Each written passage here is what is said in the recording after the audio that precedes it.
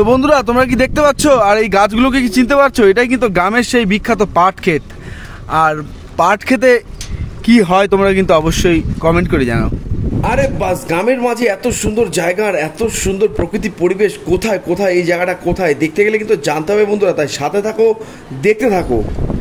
আমরা ভাই গরিব মানুষ, দামি ক্যামেরা মোবাইল নাই, যেটা আছে সেটা দিয়েই ভিডিও বানাই, যখন যেটা পাই সেটাই তুলে ধরি। দেরি না করে চলো বন্ধুরা আজকে ভিডিও শুরু করি। তো বন্ধুরা আজকে আমি চলে এসেছি আমাদের দক্ষিণ দিনাজপুর জেলার খুবই সুন্দর একটি গ্রামে, সাফানগরে। আর এখানে এসে এখানকার প্রকৃতির এই মনোরম দৃশ্য দেখে যেন মনটা স্নিগ্ধ, শান্ত, আরও যেন শীতল হয়ে গেল। জাস্ট অসাধারণ জায়গা, তাই স্কিপ না করে পুরো ভিডিওটি দেখো। আর এত সুন্দর জায়গা কিন্তু তোমরা কারা কারা আগে ঘুরতে এসেছো আর কারা কারা আসতে চাও তারা কিন্তু প্রত্যেকে অবশ্যই কমেন্ট করে জানাও। তো শুরু করা যাক আজকে ভিডিও। বন্ধুরা আজকে তোমাদেরকে একটা আশ্চর্য গাছ দেখাবো। মানে এরকম গাছ আমি তোমাদেরকে কি বলবো, আমি কোনোদিন দেখিনি। তোমরা কি দেখছো? দেখলে কমেন্ট করো।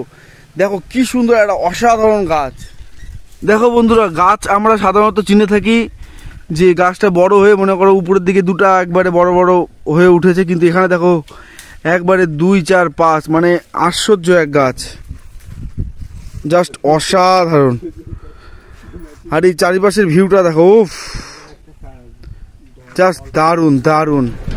তো এই যে বন্ধুরা দেখতে পাচ্ছ প্রকৃতির মাঝে এত সুন্দর দৃশ্য, উফ, উপরে নীল আকাশ আর মাটিতে সবুজ সবুজ মাঠ, কি বলবো, কথা আমার জড়িয়ে যাচ্ছে। এত সুন্দরভাবে গ্রামের এই দৃশ্যগুলো, উফ, চোখের সামনে যেমন ফুটে উঠছে তেমনই কিন্তু তোমাদের আমি ক্যামেরায় দেখানোর চেষ্টা করছি। দেখো কি সুন্দর ধান লাগানো হয়েছে, পুরো মাঠ একেবারে সবুজ। আর এই যে গ্রামের মাঝে এত সুন্দর সুন্দর বাড়িঘরগুলো দেখে মনটা যেন আনচান করছে। ছোটবেলায় এরকম গ্রামে যেতাম, দাদুর বাড়িতে গিয়ে থাকতাম, সেই দিনগুলোর কথা যেন মনে পড়ে যাচ্ছে বারবার। সত্যি গ্রামের প্রকৃতি যেন একটা সত্যি আলাদা ধরনের প্রকৃতি, জাস্ট অসাধারণ অসাধারণ।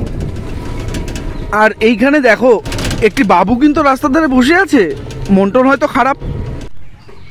আর বন্ধুরা চলতে চলতেই কিন্তু মায়ের দর্শন পেয়ে গেলাম। সকলে মিলে কিন্তু একবার বলে দিও জয় মা কালী। আর হঠাৎ করে কিন্তু বন্ধুরা গ্রামের মধ্যে দেখো একটা কিন্তু রাজপ্রাসাদের দেখা পেয়ে গেলাম। আর বন্ধুরা তোমরা কারা সাফানগরে এই স্কুলে পড়েছো তারা কিন্তু, যারা সাফানগর থেকে দেখছো ভিডিওটা, তারা কিন্তু প্রত্যেকে কমেন্ট করে জানাবে। এই যে সাফানগর স্কুল। আর দেখো বন্ধুরা কত সুন্দর বড় কিন্তু ট্যাঙ্কি তৈরি করা হচ্ছে। এটা কিসের ট্যাঙ্কি তোমরা কমেন্ট করে জানাও, কিন্তু জলের ট্যাঙ্কি, কমেন্ট করতে হবে না। আর এই যে বন্ধুরা তোমরা কিন্তু দেখো গ্রামের মধ্যে কিন্তু আরো একটি রাজপ্রাসাদ তৈরি হচ্ছে, জাস্ট দেখো অসাধারণ। আর এই যে বন্ধুরা তোমরা দেখতে পাচ্ছ গ্রামের এই রাস্তা, উফ, জাস্ট মন ভালো করে দেওয়া রাস্তা। দুপাশ দিয়ে দেখো এত সুন্দর সুন্দর গাছ, আর তার মাঝখান দিয়ে যেন আমরা চলেছি গ্রামের এই অপূরব সৌন্দর্য দেখার জন্যে। আর বন্ধুরা দেখো গ্রামের মধ্যে কিন্তু একটি চার্চ রয়েছে, ভীষণই সুন্দর। তোমাদের আমি সামনে থেকে দেখানোর চেষ্টা করছি। আর এখানকার পরিবেশটা দেখো, জাস্ট অসাধারণ।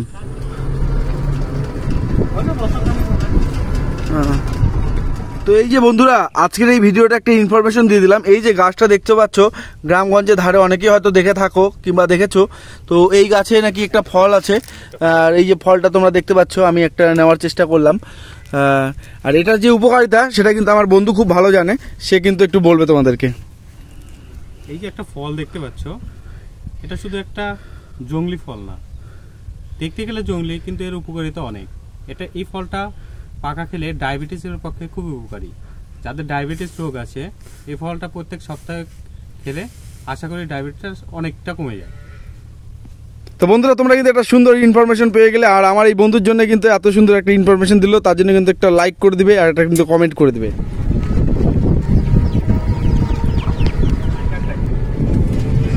কেন?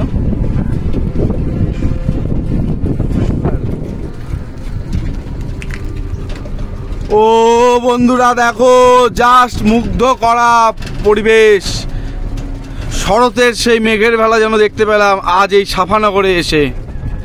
এই দেখো বন্ধুরা, জীবনে এত বাঁশ খেয়েছি যে এখন আমি বাঁশ বাগানের মালিক হয়ে গিয়েছি বন্ধুরা।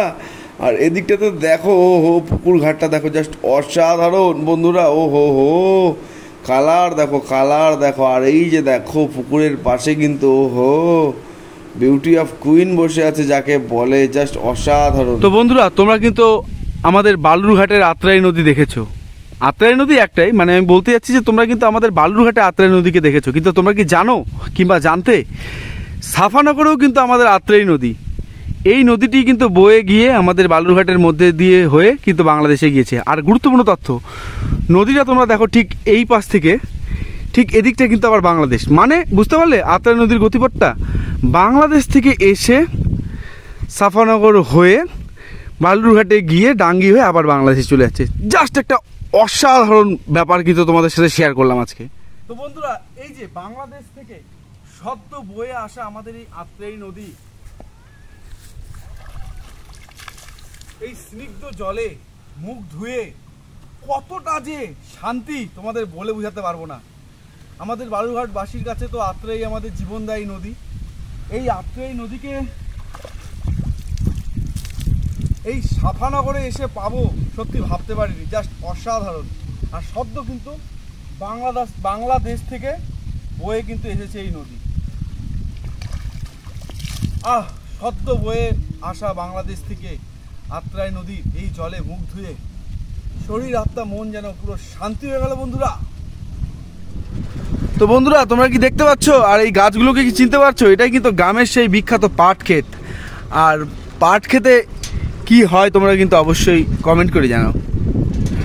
কবে যাব কবে পাবো তোমার নিমন, এই মেঘলা দিনে একলা ঘরে থাকে না তো মন, কবে যাব কবে পাবো তবে তোমার নিমন্ত্রণ। যাই হোক বন্ধুরা, লিরিক্স যেটাই বলি না কেন আবেগটাই বড় কথা বন্ধুরা। তো ভিডিওটা কেমন লাগলো সকলে কিন্তু অবশ্যই কমেন্ট করে কিন্তু জানিও। এখন কিন্তু আমি বন্ধুরা তোমাদের 14 হাত কালী মাতার দর্শন করাতে চলেছি, তাই কিন্তু প্রত্যেকে মনোযোগ দিয়ে মায়ের দর্শন করো এবং সকলে মিলে একবার হলেও কমেন্টে লিখে যাও জয় মা কালী। আর তোমরা কে কে জানো মায়ের এই মন্দিরটি কোথায় রয়েছে, যদি তোমরা জেনে থাকো অবশ্যই কিন্তু কমেন্ট করে জানাও। আমি তো অবশ্যই জানি, কিন্তু আমি কমেন্ট করলাম না আর আমি বলে দিলাম না ভিডিওতে, আমি চাই তোমরা বলো।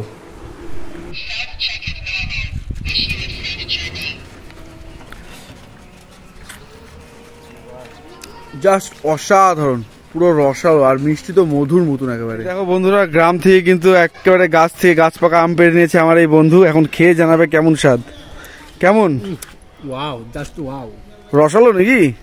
হ্যাঁ সেই সুন্দর। এই যে আরেক ভাই আছে আমাকে আম দিল, এবার আমি খেয়ে জানাচ্ছি কেমন। বড়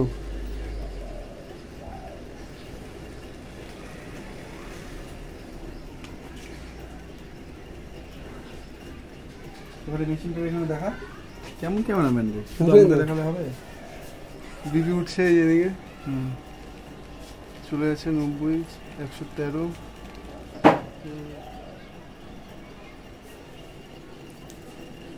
তো বন্ধুরা গ্রামে গঞ্জে ঘুরে এত রোদের মধ্যে আমার প্রেশার বেড়ে গিয়েছে না কমে গিয়েছে এই বিষয়টি দেখার জন্য কিন্তু আমি চলে এসেছিলাম আমার পিসির ছেলে, মানে আমার খুব কাছের দাদার কাছে। দাদা কিন্তু এখন ডাক্তারি লেভেলে কাজ করে, তো দাদা কিন্তু আমার প্রেশারটা চেক করে দিল। তো চলো বাকি ভিডিওটা তোমরা দেখতে থাকো।